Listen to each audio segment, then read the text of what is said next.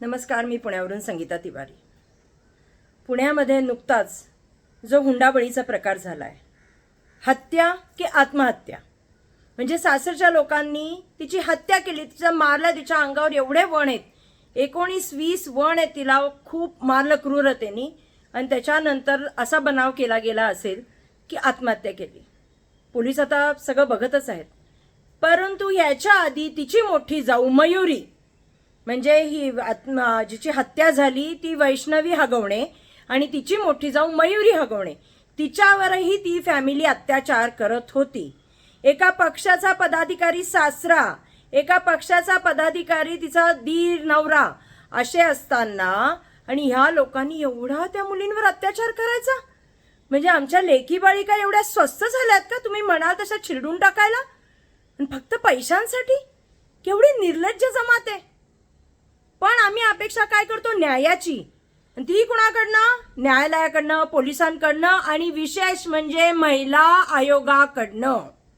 महिला आयोगाच्या अध्यक्ष माननीय रुपालीताई चाकणकर, न्याय द्या, न्याय द्या ताई, नाही तर मग राजीनामा द्या। ताई, तुम्ही जर मयुरीची तक्रार आली होती तेव्हा जर त्यांच्यावर कारवाई केली असती तर आज एक वैष्णवी बळी गेली नसती। अशा बऱ्याच वैष्णवी बळी जात आहेत। अशा आता या गेल्या 6 महिन्याचा आम्ही पोलिसांकडून माहिती घेतोय की किती आत्महत्याची आणि हत्येची प्रकरणं आहेत, हुंडाबळी आहेत, घरगुती हिंसाचार आहे, पण ताई तुम्ही काही करतच नाहीत। अहो, एका संविधानिक पदावर बसलायत ना ताई तुम्ही महिला आयोगाच्या, घ्या नैतिकतेची जबाबदारी की माझ्यामुळे एका मुलीचा बळी घेतला, द्या राजीनामा, आणि जी काम करणारी बाई आहे तिला तिथे बसवा। अजित दादा, तुम्ही आमचे नेते आहात, जनता तुमच्याकडे एक चांगल्या यांनी पाहते की नाही बाबा, अजित दादांचं काम म्हणजे सुसाट काम आहे। दादा, तर तुम्हाला खरंच हात जोडून विनंती आहे, या पदाला जी बाई न्याय देईल, महिलांसाठी काम करेल, त्या बाईला पद द्या आणि या बाईंचा राजीनामा घ्या। लाली लिपस्टिक लावून नाही हो पद चालत, काम करावं लागतं ताई, काम करा तुम्ही। आज प्रत्येक घरामध्ये एक मुलगी असते, त्या आईनी काय विचार करायचा की उद्या माझी मुलगी पण कुणाच्या घरात गेली तर तिचा बळी घेतला जाईल, आणि बळी घेतल्यानंतर न्याय नाही मिळत, न्यायासाठी आम्हाला भीक मागावी लागते। न्याय द्या ताई, न्याय द्या, न्याय द्या ताई, न्याय द्या, असं भीक मागायची आम्ही?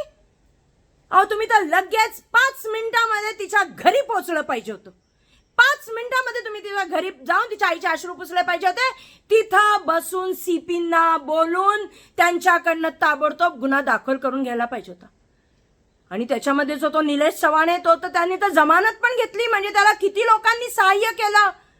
ताई, कुठेतरी पाणी मुरतंय ताई, राजीनामा द्या। काम जमत नाही ना, आमच्या मुली वाचवता येत नाही ना, आम्हाला न्याय देता येत नाही ना, आम्हाला हक्क देता येत नाही ना, राजीनामा द्या। तुमच्याच्यानी आमच्या मुलींची रक्षा होत नाही। महिला आयोग अध्यक्षपद फक्त महिलांसाठी, महिलांना न्याय देण्यासाठी निर्माण केलेलं आहे। हे एक संविधानिक पद आहे। तिथं एका पक्षाची जेव्हा बाई बसते तेव्हा तिथे पार्सलिटी होते। एखादा पक्षाचा कार्यकर्ता तर त्याच्या बाजूनी तुम्हाला सिंपती वाटते, तेव्हा तुम्ही पारदर्शी कारभार करू शकत नाही, कारण का तुम्ही एका पक्षाच्या अध्यक्ष पण आहात, महिला अध्यक्ष, आणि हे पद घेताय, हे जमत नाही। तेव्हा ताई, महिला आयोग अध्यक्षपदाचा तुम्ही राजीनामा दिलाच पाहिजे, नाहीतर त्या राजीनाम्यासाठी आम्ही भीक मागो आंदोलन करू।